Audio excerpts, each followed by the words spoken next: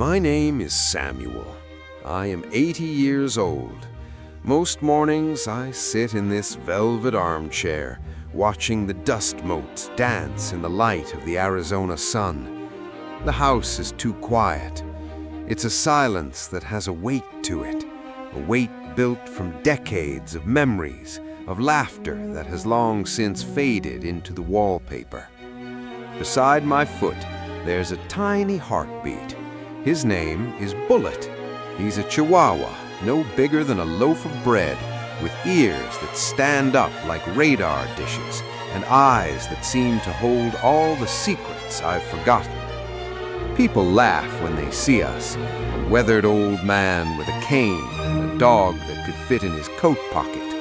But they don't see what I see. They don't know that this tiny creature is the only thing keeping my soul anchored to this earth.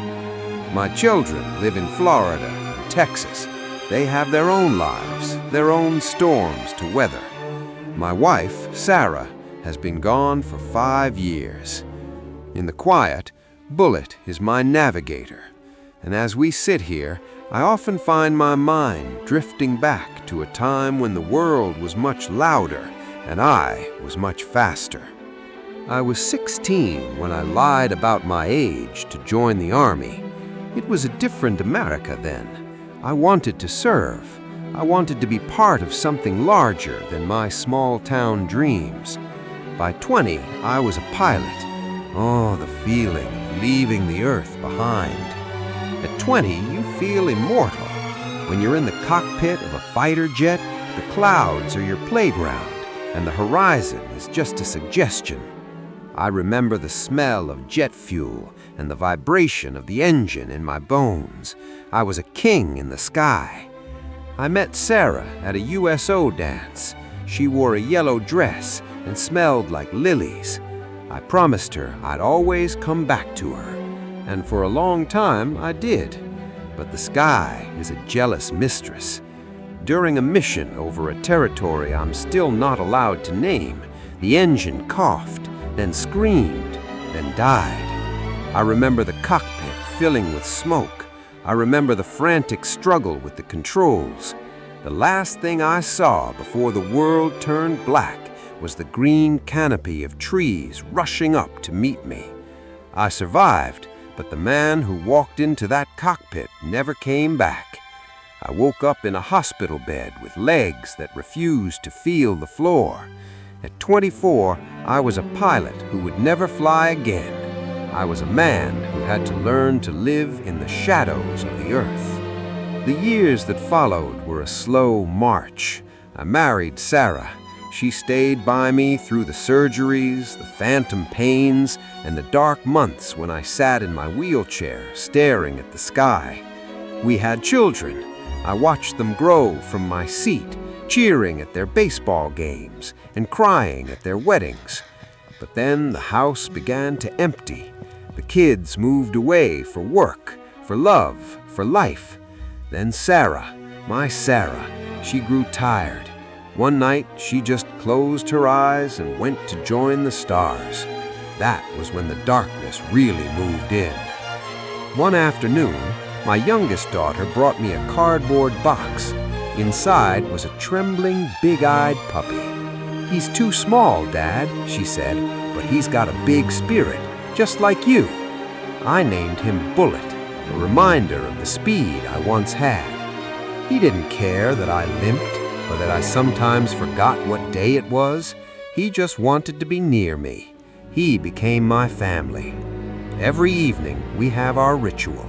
A slow walk down the service road near the old drainage canal. It's our last mission of the day. It was a Tuesday, a day of gray clouds and biting wind. I was leaning heavily on my cane, Bullet trotting beside me on his leash. We were near the edge of the road, where the storm drains are deep and hidden by overgrown brush. I didn't see the missing grate. I didn't see the trap. One moment I was breathing the cool air, the next moment the ground vanished. I fell. It wasn't a long fall, but for an 80-year-old man with bad legs, it was an abyss.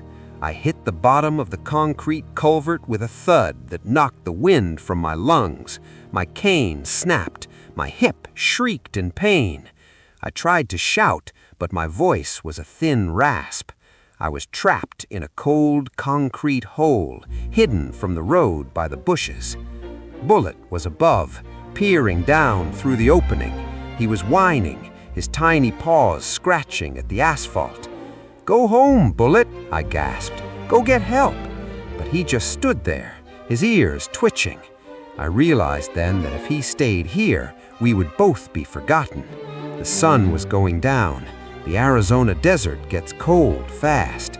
I felt a chill in my bones that felt like the end. Bullet didn't leave because he was scared. He left because he understood. From the bottom of that dark hole, I heard his tiny claws clicking away on the pavement. Bullet ran. He has 6 pounds of fur and heart. He ran to the nearest house, 300 yards away. He began to bark, not his usual "I want a treat" bark, but a sharp, rhythmic alarm. He scratched at the door of the Miller family. They were watching TV. They ignored him at first.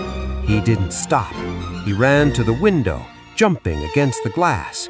When Mr. Miller finally opened the door to shoo him away, Bullet didn't run away. He barked, ran toward the road, looked back and barked again. He did this over and over. He went to the neighbor's house, doing the same. He was a tiny, frantic blur in the twilight. Finally, Mr. Miller and a young man from across the street realized something was wrong. "That's Sam's dog," I heard one of them say. "Where's Sam?" Bullet led them. He ran ahead, stopping every few feet to make sure they were following. He led them exactly to the brush-covered hole. He stood at the edge and let out a howl that sounded like a siren. I remember the beam of a flashlight hitting my face. I remember the voices, warm, human voices, shouting that they found me. It took the paramedics 20 minutes to get me out. My hip was broken, and I was shivering, but I was alive. As they strapped me onto the gurney, I saw a tiny shadow darting between the legs of the rescuers. It was Bullet. He was covered in burrs and dust. His little chest was heaving from the miles he had run. Before they loaded me into the ambulance, I beckoned to the paramedic. "My dog," I whispered. "Please." They lifted Bullet up and placed him on my chest. I wrapped my weathered, trembling arms around him. I buried my face in his soft fur. I didn't care about the pain in my hip or the cold in my blood. I just held him. I felt his tiny heart beating against mine, fast, strong, and brave. A 6-pound hero who had flown a rescue mission more important than any I had ever flown in the sky. "Thank you, partner," I sobbed into his ear. "Thank you for coming back for me." Bullet licked the salt from my cheek and let out a soft sigh. He stayed in the ambulance with me all the way to the hospital. Today, we are back in our armchair. I have a new hip, and he has a new collar with a gold tag that says Hero. People still laugh when they see us. They see a broken old man and a tiny dog, but I know the truth. I am a pilot who finally found his greatest wingman. And as long as that tiny heart is beating next to mine, I am never, ever alone. Be well, my friends, and remember, never measure a soul by its size. Goodbye from the porch.